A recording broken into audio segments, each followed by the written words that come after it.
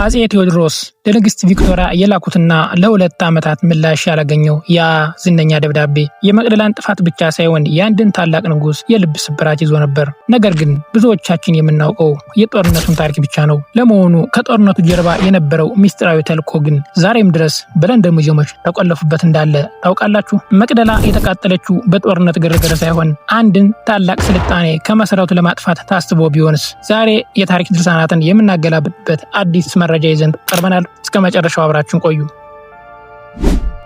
ብዙዎች እንደሚመስላቸው ዘረፋው በጦርነት ግርግር ውስጥ በድንገት የተፈጠረ አልነበረም። እንግሊዞች መቅደላን ሲወሩ ትልቅ ሚስጥራዊ ተልዕኮ ነበራቸው። ይህም ሳይንቲፊክ ኤንድ አርቲስቲክ ኦብጀክት ወይም ሳይንሳዊና ጥበባዊ ቅርሶችን መሰብሰብ የሚል ነበር። ለዚህ ሲባል ከመከላከያ ሚኒስትሩ ጋር የብሪቲሽ ሙዚየም ተወካይ የነበረው ሪቻርድ ሆልመስ አብሮ ዘምቶ ነበር። ሆልመስ መቅደላ ላይ ያየውን እያንዳንዱን ወርቅና መጽሐፍ በዝርዝር ይመዘግብ ነበር። ለብሪቲሽ ሙዚየም የሚሆኑትን ጥንታዊ ቅርሶች፣ ዘውዶችና ታቦታት አንድ ባንድ መርጦ ያስጫነውና ወደ ለንደን እንዲጓዙ ያደረገው ይህ ሰው ነው። ይህ የሚያሳየው ወረራው በአጋጣሚ ሳይሆን የታሪክና የእውቀት ዘረፋ እንዲሆን ታቅዶበት የተፈጸመ መሆኑን ነው።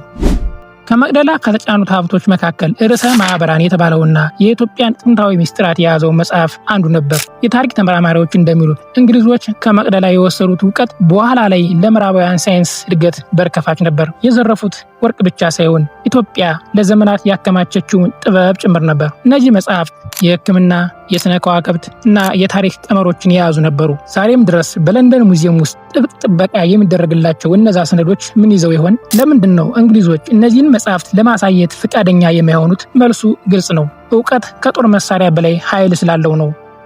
ከንብረት ዘረፋው በላይ የከፋው ግን የሰው ዘረፋ ነው። ልዑል ዓለማየሁ በሞተበት ሰዓት ንግስት ቪክቶሪያ በማስታወሻዋ ላይ እንዲህ ስትል ጽፋ ነበር። በጣም አዝኛለሁ። እዚህ ሀገር ደስተኛ አልነበረም። የአጼ ቴዎድሮስ ብቸኛ ልጅና የኢትዮጵያ ተስፋ የነበረው ዓለማየሁ አጥንቱ እንኳን ሀገሩን እንዳያርፍ የታገደበት ሚስጥር ምንድን ነው? ይህ ታሪክ ዘረፋ ብቻ ሳይሆን የዘር ግንድን የማጥፋትና የታሪክ አሻራን የመደምሰስ ሥራ አካል ነበር። ልዑሉ በለንደን አፈር ውስጥ የታሰረው ለምን ይሆን? የመቅደላ ታሪክ ትናንት የፈሰሰ እንባ ሳይሆን ዛሬም ያልተከፈለ ዕዳ ነው። እነዚህን ንብረቶች እንዲመለሱ መጠየቅ የሁላችንም ድርሻ ነው። ዛሬም ድረስ የልዑል ዓለማየሁ አስክሬን እንዲመለስ ብዙ ጥያቄዎች እየቀረቡ ነው። እናንተስ ይህ መሆኑ ትክክል ነው ትላላችሁ ወይስ ታሪኩ ባለበት ይቆይ? ስለ ልዑል ዓለማየሁ አስክሬን መመለስና ስለ ሪቻርድ ሆልመስ ሚስጥራዊ ተልዕኮ ምን ታስባላችሁ? ሀሳባችሁን በኮመንት አጋሩን። ይህ 5 ስቶሪ ነበር። እውነተኛ ታሪክ እዚህ ያገኛሉ። ለቻናሉ አዲስ ከሆናችሁ ሰብስክራይብ ማድረግ አትርሱ። ሰላም ለሀገራችን።